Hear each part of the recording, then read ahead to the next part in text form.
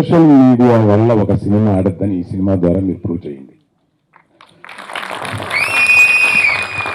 Now, media is making a shift from the general media.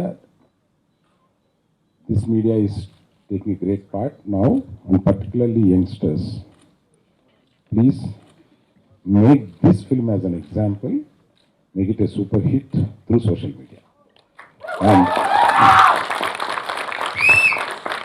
that doesn't mean that the rest of the media is going to neglect this film. అంటే అక్కడ ఉన్న మా సోదరులకి social media అన్నావుగా మేము ఎందుకు వేయడం అని అనుకుంటారేమో. ఎడిటింగ్ చేశాడు, ఇదే ఇన్ని చేశాడా అని ఊరికే వెళ్ళి ప్రసాద్ స్వామి కదా చూసింది మనం. ప్రసాద్స్లో ఊరికే వచ్చి చూశాను, రమ్మంటున్నారు మొహమాట వచ్చి చూసి వీళ్ళ షార్ట్ ఫిల్మ్స్ చూసి స్టన్ అయిపోయాను. అసలు వీళ్ళు బాంబులే ఉన్నారు కుర్రాళ్ళు అని చూసి వెళ్ళిపోవాల్సిన బయట మీడియా ఉంటే మీడియా అందరినీ పిలిచి నేనే అదరగొట్టేసారు వీళ్ళు, నేను ఇంత మంచి షార్ట్ ఫిల్మ్స్ చూడలేదు అని. తర్వాత మన హుస్సేన్ తోటి మీరు ఎంతమంది కుర్రాలంటే 10 మంది 11 మంది చెప్పారు, మీరు 7 మంది, మీరు అందరూ ఒకసారి నన్ను వచ్చే కలవన్నాయా అని. నేను అంటే నా వెనకాల పడితే ఒక సినిమా చూడగానే నేను వాళ్ళ వెనకాల పడ్డాను. వాళ్ళు చేసి చూడగానే 7 మందిని కళా అందరూ అందులో ఉద్యోగాలు మానేసిన వాళ్ళు, అంటే ఈ సినిమా క్రేజ్ తోటి ఈ మీడియా మీద ఉన్న ఇంట్రెస్ట్ తోటి ఉద్యోగాలు మానేసేసి వీళ్ళందరూ గుమికూడి ఏదో చేస్తున్నారు. చాలా ఇంట్రెస్టింగ్ అనిపించింది. ఒక్కొక్కరితో మాట్లాడుతుంటే ఒక 1.5 hours స్పెండ్ చేశాను అందరితోటి.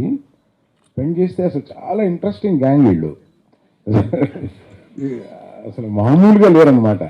సో నాకే అసలు ఒక రకమైన ఉద్యోగం వచ్చింది వాళ్ళందరితో మాట్లాడేటప్పటికి. రిజ్యూనేషన్ నాకు సుకుమార్తో అప్పుడప్పుడు గడుపుతూ ఉంటాను. ఏంటంటే అతని ఒరిజినల్ ఐడియాస్ కానీ ఆ థింకింగ్ కానీ చాలా డిఫరెంట్గా ఉంటుంది అనమాట. అసలు వాళ్ళతో గడపడం అనేది నా స్వార్థం కొద్దీ ఇటువంటి వాళ్ళతో గడుపుతా. ఏదో అరవింద్ గారు పిలిచారని గొప్పగా వచ్చినాతో చెప్తూ ఉంటాడు కానీ, సో అతని మీద నాకు చాలా చనువు ఉంది. మొన్న కూడా సినిమా చూసి పిలిచి కావలించుకుని వెంటనే కూర్చోమని, నువ్వు ఏప్రిల్ నుంచి మనకు సినిమా చేస్తున్నావు. నాకు అతనికి ఉన్న దీంతో ఎస్ సార్ ఎస్ అని వెళ్ళిపోతాడు. సో అటువంటి హుస్సేన్ని సూర్యాన్ని ఇద్దరిని పిలిచి మీ దగ్గర ఏమైనా మంచి కథలు ఉంటే వినిపించండి అని. ఏదో 4-5 కథలు వినిపించారు. అందులో మీకు ఏది తీయాలని ఉంది అంటే ఇది తీయాలని ఉందండి, మీ సపోర్ట్ ఏంటి అంటే చూపించారు ఖాళీ సంచి.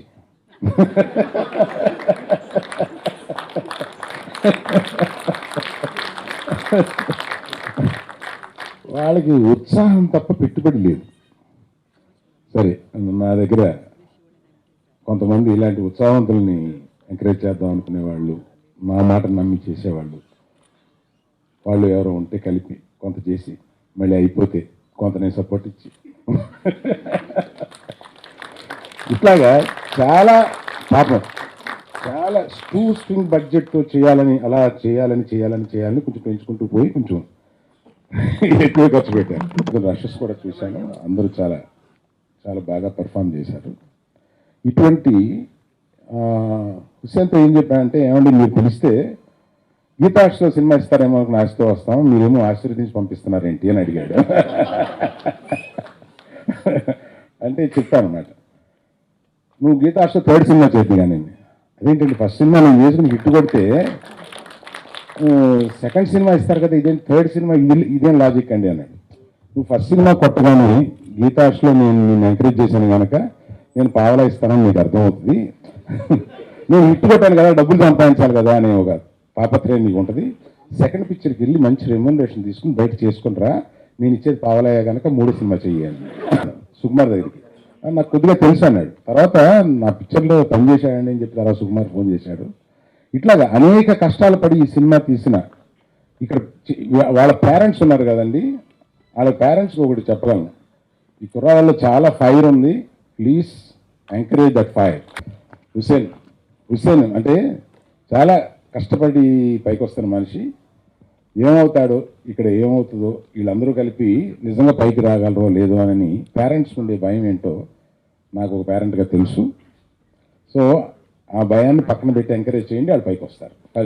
ఫర్ గాయ్, నా ఫ్రెండ్ కొడుకని కాదు కానీ is so my friend is blessed to have him.